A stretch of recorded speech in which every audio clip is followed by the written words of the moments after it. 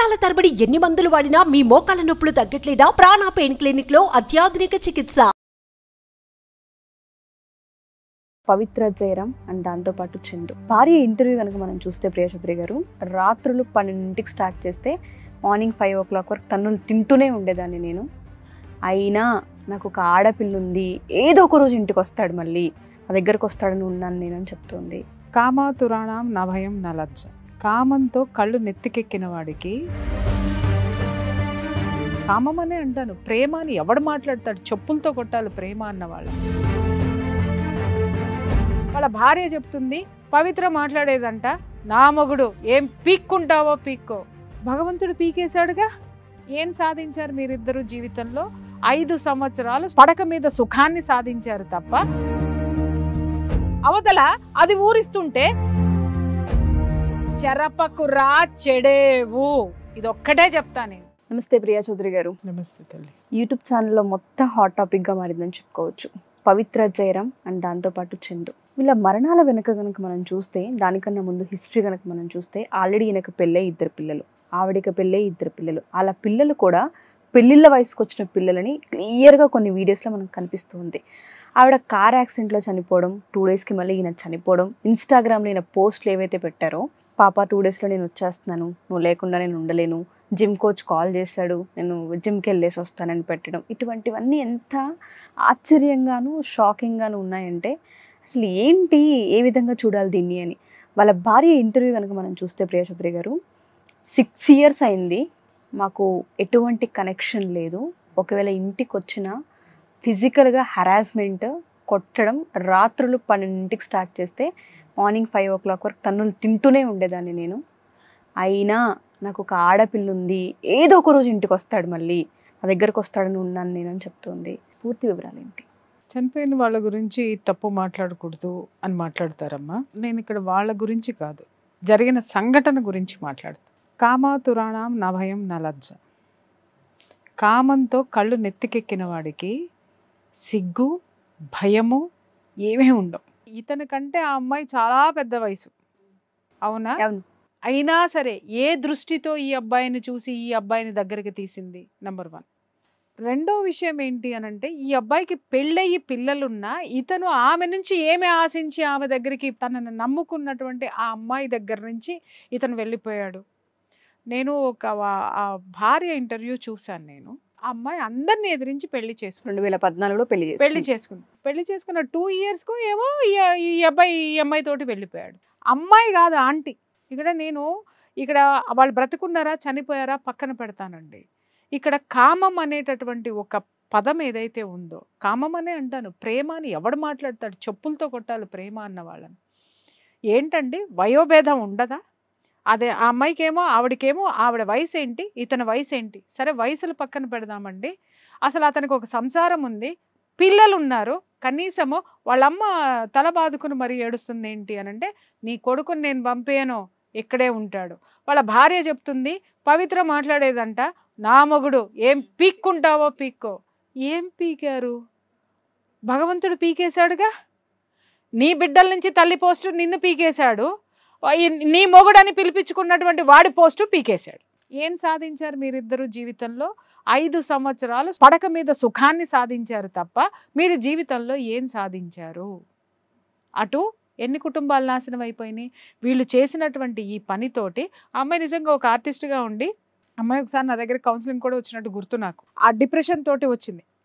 అలాగని చెప్పేసి వీళ్ళు ఏ పెళ్ళిళ్ళు చేసుకున్నా, ఇప్పుడు ఆ అమ్మాయి అంతకుముందు జీవితం అంతా నా భర్తతోటి బాగాలేదండి, నా భర్త నన్ను ఇబ్బందులు పెడుతున్నాడు, అనుమానిస్తున్నాడు, ఇవన్నీ. నీకు ఆల్రెడీ ఒక భర్త కొడితే, తిడితే, అనుమానిస్తే ఎంత బాధపడ్డావో నీకు ఆ అవగాహన ఉంది, ఆ పెయిన్ ఉంది.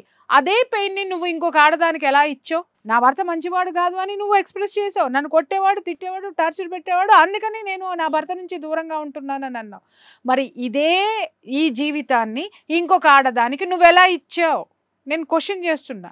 ఇప్పుడు ఉన్నటువంటి నడుస్తున్నటువంటి చరిత్రలు బోళ్ళ మంది జీవితాల్లో ఉన్నాయి. ఇవి చాలా మంది జీవితాల్లో నడుస్తున్న చరిత్ర ఇది. వయోభేదం లేకుండా మగవాడికి వయసు ఎక్కువ ఉన్నా ఆడదానికి 30 ఏళ్ళు ఆడితే 60 ఏళ్ళు ఆడిన వేసిపోతుంది. పిల్లల్ని వదిలేసి వెళ్ళిపోతాడు. వాడు ఎట్లా పోతాడు అనేది లాజిక్కి ఇంతవరకు ప్రపంచానికి అర్థం కానటువంటి లాజిక్లు అనమాట. పిల్లల్ని వదిలేస్తాడు. ఇక్కడ తాళి కట్టిన పెళ్ళామేమో ఉంపుడు గత్తి అవుతుంది, ఉంచుకున్నదేమో అఫీషియల్గా. ఆహా, అది ఏదైనా అవుతుందండి. వాళ్ళని ఇప్పుడు మీరు అన్నారు పాప, బుజ్జి, బంగారము, అసలు ఇంత అద్భుతమైనటువంటి ప్రేమలు ఈ కామంలో మాత్రమే చోటు చేసుకుంటాయేమో. నిజంగా తాళి కట్టించుకున్నటువంటి భార్య దగ్గర ఇవి ఉండవేమో, అలాగే భర్త దగ్గర ఇవి ఉండవేమో. ఎవరికి న్యాయం చేసుకున్నారు చెప్పు? ఎవరికి న్యాయం చేయాల? వాళ్ళ పిల్లల దగ్గరికి వెళ్ళి కొడుకునో కూతురునో అడిగితే ఆమె వ్యక్తిగత జీవితము వాళ్ళ ఇష్టం అండి, మా ముందే అలా ఉంటారు అని మాట్లాడాడు అని అంటే అసలు ఏ సంస్కృతితోటి ఏ సంస్కారంతో వీళ్ళు పెరిగారు అనేది ఒక క్వశ్చన్ నేను వేయాలని అనుకుంటున్నానండి. వీళ్ళందరూ కలిసి సమాజాన్ని ఏం చేద్దాం అనుకుంటున్నారు? నీ వయసు ఉన్నటువంటి వాడు నీకంటే మహా అయితే ఒక 7-8 ఏళ్ళు వయసు పెద్దవాడై ఉండుంటాడేమో, లేదా ఒక 10 ఏళ్ళు పెద్దవాడై ఉండుంటాడేమో, తమ్ముడి వయసు లేకపోతే పెద్ద కొడుకు వయసు. అటువంటి వ్యక్తితోటి నీ తల్లి సహజీవనం చేస్తుంది అనంటే అది కూడా ఇంకొక కుటుంబాన్ని నాశనం చేస్తుంది అనంటే ఇంకిత జ్ఞానం ఉన్నటువంటి కొడుకుగా ఆవిడ జీవితం ఆవిడిష్టమా? ఎవరి జీవితాలు ఎవరిష్టము? ఎవరి ఇష్టం కొద్దీ ఇంకొక జీవితాన్ని నుంచి ఎలా లాక్కుని వస్తారండి జీవితాల గురించి? ఇవాళ మీరు అందరికీ సమాధానాలు చెప్పుకునేటటువంటి స్థితిలో ఈ రోజు మీరు నిలబడలేదా? ఆ రోజే మీ మదర్ని వారించి ఇది తప్పు, ఇంకొక సంసారం ఉంది, మేము మా నాన్న వల్ల మేము ఎలా ప్రాబ్లమ్స్ ఫేస్ చేసాము, వాళ్ళు కూడా సమాజంలో ఫేస్ చేయొద్దు, ఆమె కూడా ఒంటరిది అయిపోతుంది, నువ్వు ఇది కరెక్ట్ కాదు అని నువ్వు తల్లికి చెప్పుంటున్నట్టయితే ఇవాళ నీ తల్లి మీద అందరికీ సానుభూతి ఉండుండేది. చనిపోయిన వాళ్ళు ఎవరైనా సరే, అమ్మ దుర్యోధనుడు చనిపోయినా సానుభూతి చూపిస్తాము, రావణాసురుడు చచ్చిపోయినా కూడా సానుభూతి చూపిస్తాం. చావు అనేది సానుభూతితో కూడుకున్నటువంటి వ్యవహారం. కానీ జరిగిన చరిత్ర మాత్రం ఎప్పుడు వెంటాడుతూ ఉంటుంది మనల్ని. అది మాత్రం మర్చిపోవద్దు. నేను చెప్తున్నాను, ఈరోజు లివ్ ఇన్ రిలేషన్షిప్ ముసుగులోనో లేకపోతే ఎలా అయిపోయింది అని అంటే మాట్లాడితే దరిద్రపు వాగుడు ఒకటి వాగుతారు. ఏంటంటే సుప్రీంకోర్టు మాకు అనుమతి ఇచ్చేసింది అని. ఒరే చెత్త వెదవల్లారా, చెత్త ఆడ మొహాల్లారా, సుప్రీంకోర్టు జడ్జిమెంట్ ఆ ఒక్క పదం పలికి ఉండదు. ఆ పదము లివ్ ఇన్ రిలేషన్లో ఎవరెవరు ఉండొచ్చు, ఎలాంటి పరిస్థితుల్లో ఉండొచ్చు, ఎలా ఉండొచ్చు అనేటటువంటిది కూడా ఓ 300 పేజీలు ఉంటుంది ఆ జడ్జిమెంట్. ఏ రోజన్నా ఎవడైనా చదివాడా? దాని గురించి ఎవరికైనా తెలుసా? ఇంకొకళ్ళకి హామ్ చేసి కలిసి ఉండమని ఏ సుప్రీంకోర్టు తీర్పు లేదు, ఏ న్యాయమూర్తులు తీర్పులు ఇవ్వలేదు, ఏ న్యాయస్థానాలు తీర్పులు ఇవ్వలేదు. ఇంకొకటి కాపురాన్ని బలి చేసి ఇంకొక ఆడదాన్ని తొక్కేసి ఆ మొగుడిని తెచ్చుకొని నువ్వు నిలబడని ఏ ఆడదానికి సుప్రీంకోర్టు తీర్పునివ్వలేదు. అలాగే నీ భార్యకు అన్యాయం చేసి నీ కడుపును పుట్టిన పిల్లలు గంజినీళ్ళు తాగుతున్నారు, ఏం తాగుతున్నారు అక్కడ పెట్టి పక్కన ఉన్నటువంటి నువ్వు ఉంచుకున్న దాన్ని బట్టి పిల్లలకేమో ఆ అమ్మ పరమాన్నాలు పెట్టు తినిపిస్తూ కూర్చోమని ఏ సుప్రీంకోర్టు తీర్పు చెప్పలేదు. ఈ మధ్య ఇది ఒకటి మాట్లాడుతున్నారు, ఏం పీక్కుంటారో పీక్కోండి, ఏం పీక్కుంటారో పీక్కోండి అని. నేను చెప్తున్నాను, ఆ ఉసురు గనక ఎక్కువైతే ప్రకృతి పీకేస్తుంది, ఏదో ఒక రోజు పీకేస్తుంది. నా కళ్ళతో నేను చూశానమ్మా. ఇలా కుటుంబాలని నాశనం చేసినటువంటి ఆడవాళ్ళు, భార్యల్ని నాశనం చేసినటువంటి మగవాళ్ళు, నిజంగా చెప్తున్న చరిత్రలో మాత్రము మామూలు చావు అయితే వాళ్ళకి రాలా, మామూలు చావు రాలా. మోసం చేసి పెళ్లి చేసుకున్నా, మోసాలు చేసి జనాల్ని ఏమార్చినా తార్చిన ఇలాంటి వాళ్ళందరికీ శిక్షలు భయంకరంగా పడినాయి. ఇవాళ మీరందరూ అనొచ్చు ఆమె ఎలాగండి, ఆమె ఎలా, అరే ఆమె వల్ల ఇవాళ ఇంకొక కుటుంబం నాశనం అయ్యింది. అక్కడ ఆమె చనిపోయింది, సహజంగా ఏమన్నా చనిపోయిందా? ఆ చావును కూడా జీర్ణించుకోలేకపోతున్నాం మనం అసలు. చూడండి, వీడు బేబీ బేబీ బేబీ అనుకుంటూ శుభ్రంగా గాల్లో వీడు కలిసిపోయాడు. అంటే అది పిచ్చితనం అందామా, కామం పరాకాష్ఠకి చేరిందంటామా? నీకంటే వయసులో పెద్దదైనటువంటి దాని దగ్గర ఎక్కడ పుట్టుకొచ్చింది? ఇక్కడ నువ్వు భార్య బిడ్డలకి నువ్వు చెయ్యలేనటువంటి న్యాయము ఆమెకి ఎక్కడ అన్యాయం చేశానని ఆమెతో నువ్వు వెళ్ళిపోయినావు. కనీసం పిల్లల్ని చూడడానికి కూడా వచ్చేవాళ్ళు కాదు, మాట్లాడేవాళ్ళు కాదని చెప్తుంది భార్య. అంటే నేను అదే చెప్తున్నాను తల్లి, అక్కడ ఆమె ఏమి రింగ్ మాస్టర్ కింద ఆడించిందో మనకి తెలియదు కదా. ఫస్ట్ కనీసము నీ పిల్లలేమో, ఇక్కడ ఆ పిల్లలకి చెప్తున్నాను, మంచి మాట మాట్లాడావు నువ్వు. ఆ పిల్లలు ఉన్నారు కదా, ఎవరి జీవితం వాళ్ళ ఇష్టము, ఎవరిది వాళ్ళ ఇష్టము, మా కళ్ళ ముందే సంసారం చేసుకొనివ్వండి అని ఏదో మాట్లాడుతున్నారు. అది చూడడం జరిగింది. మీ అమ్మేమో మిమ్మల్ని పెట్టుకొని మీ కేరింగ్ తీసుకుంటూ మిమ్మల్ని పోషించుకుంటూ మీకు ఏ లోటు లేకుండా మీ అమ్మ మిమ్మల్ని చూస్తూ మీ దగ్గరే సంసారాలు చేసుకోవాలా ఇంకొకళ్ళని తెచ్చుకుని? కానీ మీరు మాత్రము, మీ అమ్మ మాత్రము ఇంకొకళ్ళ సంసారంలోకి వెళ్ళిపోయి ఆ సంసార బంధాలని తెంచేసేసి ఆ పిల్లల పసిపిల్ల, ఆ 7 సంవత్సరాల పసిపిల్ల ఆడపిల్ల ఆ ముఖం చూడకుండా, ఆ భార్య బిడ్డల్ని చూడకుండా వాడు మాత్రం ఊడబిక్కొని వచ్చేసి నీ ఇంట్లో కూర్చొని సంసారం చేయాలా మీ అమ్మతోటి? ఎక్కడి న్యాయం ఇది? వాళ్ళ జీవితం వాళ్ళ ఇష్టం అండి అనంటే నిన్ను వదిలేసి నీ తల్లి పోతే నువ్వు ఇదే మాట మాట్లాడేదానివా? మాట్లాడేవాడివా? ఛాన్సే లేదు. ఎవరికి చెప్తున్నారమ్మా వీళ్ళందరూ నీతులు శుద్ధులు? ఎవరి కోసం మాట్లాడుతున్నారు? ఏం ఇంటర్వ్యూలు చేస్తున్నారు? నాకు చెప్పండి. అసలు ఏమి ఇవ్వదలుచుకున్నారు వీళ్ళు ప్రపంచానికి? ఏ సందేశం ఇవ్వదలుచుకున్నారని మాట్లాడుతున్నాను నేను. అంటే మీ అమ్మ జీవితం మీ ఇష్టం, మీ జీవితాలు మీ ఇష్టమో, మిమ్మల్ని నమ్మినందుకు ఇంకొకళ్ళ జీవితం, మిమ్మల్ని అర్థుకొని వచ్చినందుకు మీ చేష్టల కోసం ఇంకొకళ్ళ జీవితం నష్టం, కష్టం, నాశనం. ఇది ఎక్కడ న్యాయం అమ్మా? కుటుంబ సభ్యులకన్నా ఇంగిత జ్ఞానం ఉండక్కర్లా? మాట్లాడేటప్పుడు ఏం మాట్లాడుతున్నారు? ఇవాళ ఆ పిల్ల ఎన్నిసార్లు ఏడ్చుండి ఉంటుంది ఇంట్లో తల్లి లేడని? పెళ్లి చేసుకున్న పిల్ల కనీసం 2-3 ఏళ్ళు కూడా సంసారం చేయకుండా పిల్లని కానీ పారేసిపోయినందుకు ఆ తల్లి గుండెలు అవసిపోయేటట్టు ఆ భార్య ఎన్నాళ్ళు ఏడ్చుండి ఉంటుంది ఆ పక్క బట్టలకి అర్థమవుతాయమ్మా, ఆ ఇంటికి అర్థమవుతుందమ్మా, ఆ చుట్టూ ఉన్నటువంటి ఆ ప్రకృతికి అర్థమవుతుందమ్మా. కనీసం తల్లిదండ్రుల దగ్గర కూడా వెళ్ళలేనటువంటి పరిస్థితి, ఈమె ఎన్ని బాధలు పడుతుందో చెప్పుకోలేనటువంటి పరిస్థితి. ఎందుకంటే తల్లిదండ్రుల మనసు నొప్పించకూడదు ఒకటి. రెండోది ఏంటంటే వాళ్ళని ఒప్పించి ఈ అమ్మాయి పెళ్లి చేసుకుంది. వాళ్ళు వ్యతిరేకించినా కూడా, వద్దు అన్నా కూడా పెళ్లి చేసుకుంది. కాబట్టి భయంకరమైనటువంటి నరకం. లోపల దాచుకోను లేదు, బయటికి చెప్పుకునే వాళ్ళు లేరు, లోపల కుమిలి కుమిలి కుమిలి కుమిలి ఎంత దారుణమైన శిక్ష ఆ భార్య తల్లికి చెప్పుకుందామన్నా తల్లి బతికలేదట, పెళ్ళైన తర్వాత చనిపోయింది. సో నేను ఎక్కడికి వెళ్ళలేని పరిస్థితి, ఇక్కడే ఉన్నాను నేను. చూడండి అంత ఆవేదన. అమ్మాయి ఊరికినే పోతుందా అండి? పోతుందా? 2 ఆడపిల్లలు, ఒకటి కట్టుకున్నది, 2 కన్నది. వాళ్ళని ఎన్ని రోజులు పస్తులు పడుకోబెట్టారు మీరు? ఎన్ని రోజులు వాళ్ళ ముఖం చూడకుండా ఉన్నారు? ఇంకొక దాష్టీకం ఏంటంటే రాత్రిపూట తాగి వచ్చి రాత్రి ఏంటమ్మా 12ంటికి మొదలు పెడితే తెల్లారుజామున 5 దాకా తనడమేనంట. నేను అల్లా కామా దురాణం నా భయం నా లజ్జ. అవతల అది ఊరిస్తుంటే ఇక్కడ దీన్ని అనుభవించేసావు కాబట్టి దీనికి శిక్ష.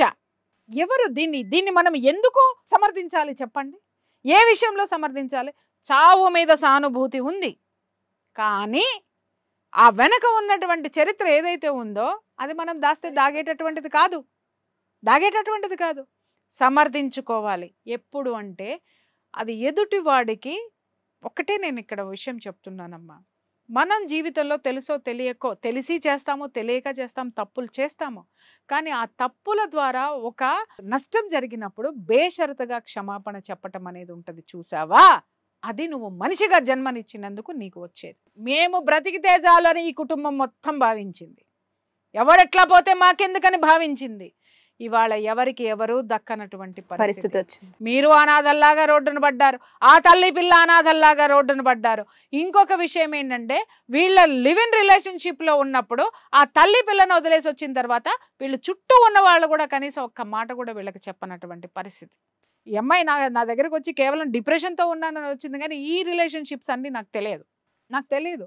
ఎందుకు డిప్రెషన్ ఉందంటే నా భర్త వల్ల నాకు ప్రాబ్లమ్స్ ఉన్నాయి మేడం అని. టేక్ డివోర్స్ అమ్మా. డిప్రెషన్లోకి ఎందుకు వెళ్తారు మీరు? నాకు 2 పిల్లలు ఉన్నారండి మేడం. నాకు ఇప్పుడు ఒక్కొక్కటి తర్వాత అమ్మాయి చూసిన తర్వాత నాకు ఇప్పుడు గుర్తొస్తుంది. అంటే నీ పిల్లలు ఉన్నారు, వాళ్ళ భవిష్యత్తు ఎట్లా అని చెప్పేసి అని నీ భర్త టార్చర్ పెడుతున్నాడని నువ్వు మరి ఇదే సీను నువ్వు ఇంకొక ఆడదానికి రిపీట్ చేసావు కదా. మరి అప్పుడు ఆమె ఉసిరు ఎక్కడికి పోవాలా? ఆమె బాధ ఎవరు తీసుకోవాలా? ఆమెకి ఎవరు సమాధానం చెప్పాలా?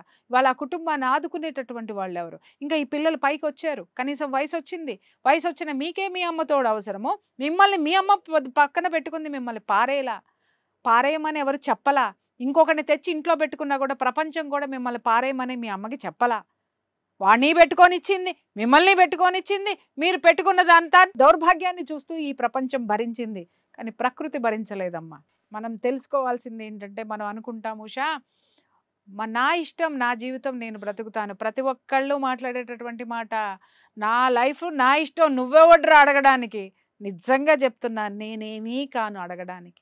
నాకు ఏ సంబంధము లేదు అడగడానికి, నాకే అర్హత లేదు అడగడానికి. కానీ ఒకళ్ళకి మాత్రం అర్హత ఉంది, అదే ప్రకృతి. మనం అనుకుంటామో ఇవాళ రేపట్లో ఇలా ఎలా జరిగింది, అయ్యో ఎలా జరిగింది, అయ్యో ఎలా జరిగింది అని అంటామో. ఎవ్వడో చూడట్లేదు కదా అని చెప్పేసి నీ ఇష్టం వచ్చిన హక్కులు, నీ ఇష్టం వచ్చినటువంటి కోర్టు తీర్పుల్ని నీ యొక్క అనుగుణంగా మార్చేసుకుంటూ నీకు ఎలా వస్తే అలా తిప్పేసి ప్రపంచాన్ని నువ్వు ఆడించేసుకున్నాలనుకుంటే, ప్రపంచాన్ని ఆడించేటటువంటి శక్తి ఒకటి ఉంటుంది. ఆ శక్తి చేతిలో ఏదో ఒక రోజు మనం దానికి పనిష్మెంట్ అనుభవించే తీరాలి.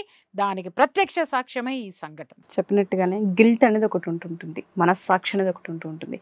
ఇవాళ లేదు ఉషా, నేను చెప్తున్నాను, మనస్సాక్షిని చంపేస్తున్నారు. చంపుకుని అనను, చంపుకోవడం వేరు, చంపేయడం వేరు.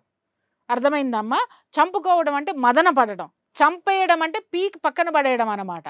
అక్కర్లేదు అది నాకు. మనస్సాక్షి అనేది అది ఉంటే నేను ఎలా బ్రతుకుతాను, నేను ఎలా బ్రతకాలి, నేను బ్రతకాలంటే దాన్ని చంపేయాలి అని ఫస్ట్ దాన్ని మర్డర్ చేసిన తర్వాత ఇవన్నీ చేస్తున్నారు. ఆ తర్వాత మనల్ని ఏం చెయ్యాలి అనేది మన పైన ఒకడు ఉన్నాడుగా, వాడు తేలుస్తాడు కదా లెక్కలు, వాడు రాస్తాడు కదా మన తలరాతలు, వాడు గీస్తాడు కదా గీతలు. ఆ బొమ్మలే ఈరోజు గోడ మీద బొమ్మలై కూర్చుంటున్నాయి. ఇలాంటివన్నీ చెరపకురా చెడేవు, ఇది ఒక్కటే చెప్తా నేను.